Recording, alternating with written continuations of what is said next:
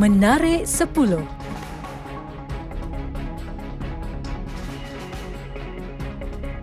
Betapa beruntungnya kita sebagai rakyat Malaysia mempunyai pemimpin yang berjiwa rakyat. Baru-baru ini yang di-Pertuan Agong Al-Sultan Abdullah Riayatuddin Al-Mustafa Billah Shah telah mencemal duli meredah banjir bagi meninjau situasi di Kampung Lamir, Pekan Pahang. Melalui kemas kini Facebook Istana Negara, Seri Paduka Baginda bersama Permaisuri Agong telah menyantuni mangsa-mangsa banjir di kampung berkenaan. Keberangkatan Seri Paduka Baginda berdua ini mencerminkan kepribadian dan keprihatinan tinggi Baginda berdua terhadap mangsa-mangsa banjir yang memerlukan bantuan. Kenaikan jumlah jangkitan COVID-19 sehingga mencecah 4 angka di Malaysia semakin membimbangkan. Secara tak langsung boleh dikatakan hampir semua pusat kuarantin di seluruh negara telah pun penuh, termasuklah di Taman Expo Pertanian Malaysia Serdang MAPS. Meskipun begitu, ramai yang memikirkan 1001 cara untuk kekal tenang dan positif berhadapan situasi seperti ini. Menerusi satu perkongsian video TikTok, gadis bernama Syahidah telah tular di mana penghuni lelaki pusat kuarantin berkenaan melakukan aktiviti peragaan dengan masing-masing menggayakan baju untuk ibu bersalin. Rata-rata netizen terhibur dengan perkongsian berkenaan. Mereka juga turut gembira melihat individu-individu yang dijangkiti itu terus positif melawan wabak tersebut. Video yang mempamerkan sekumpulan pemuda bermotosikal telah membuka mata ramai, khususnya dari segi semangat setiap kawan. Menerusi video kenangan yang dikongsikan, seorang pemuda melalui aplikasi TikTok telah tular di mana satu kejadian yang memaksa mereka sekawan untuk bertindak di luar jangkaan.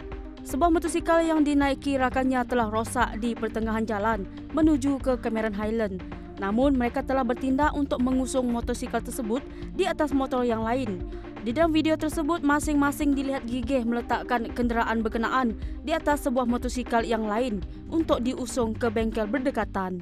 Sekumpulan saintis antarabangsa terdiri pakar dari 10 buah negara dan institut tiba di China untuk bersama-sama pakar tempatan bagi menjalankan kajian saintifik mengenal asal-usul COVID-19 bermula Khamis. Pertubuhan Kesihatan Sedunia WHO telah memberikan butiran terperinci mengenai kandungan dan skala kajian yang akan dijalankan pasukan tersebut. Pihaknya akan mendalami kajian tentang kes COVID-19 yang terawal ditemui di Wuhan dan pelbagai spesies haiwan yang mungkin terlibat wabak sambil menggunakan kaedah penyelidikan seperti serum darah makmal dan antibodi.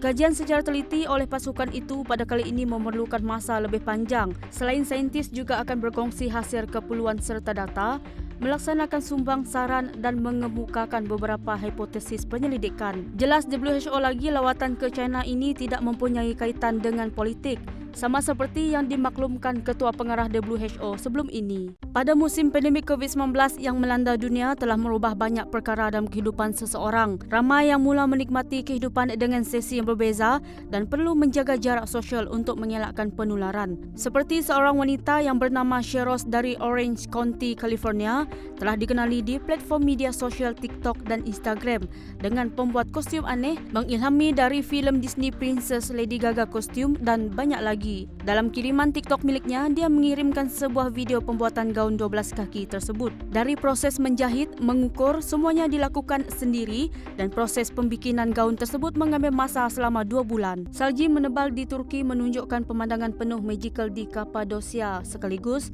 menarik ramai pengunjung datang. Kapadosia terletak di pusat Anatolia, wilayah Nevşehir merupakan antara salah satu lokasi di Turki yang mirip seperti dalam cerita dongeng.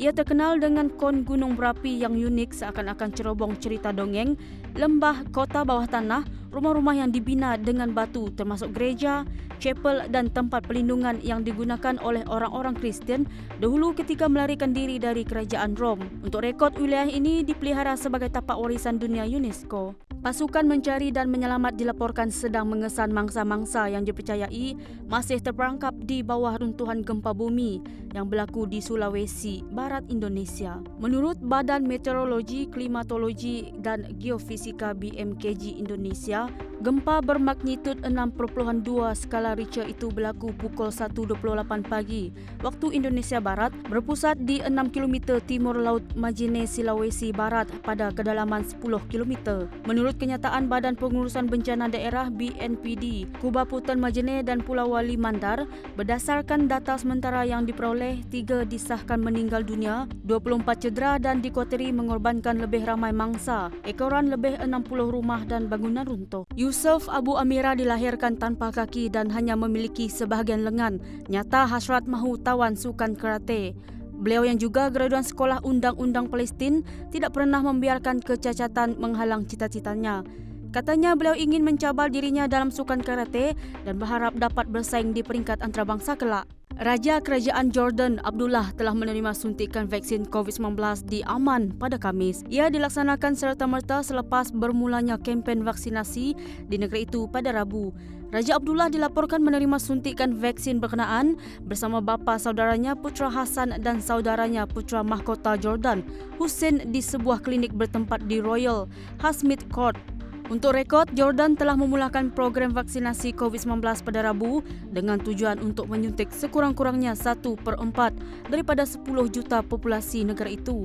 Kerajaan itu turut melaporkan vaksin daripada Pfizer Inc. dan China Sinopharm telah tiba di negara berkenaan pada minggu ini. Inovasi kaki exoskeleton dari Jepun telah membantu penggunanya duduk sambil berdiri. Inovasi ini dicipta khas bagi golongan pekerja kilang atau semua pekerjaan yang memerlukan individu untuk berdiri dalam jangka masa lama ketika menjalankan tugas. Ia dipercayai menyokong berat badan penggunanya dan digunakan dengan cara mengikatnya pada kaki. Menarik 10.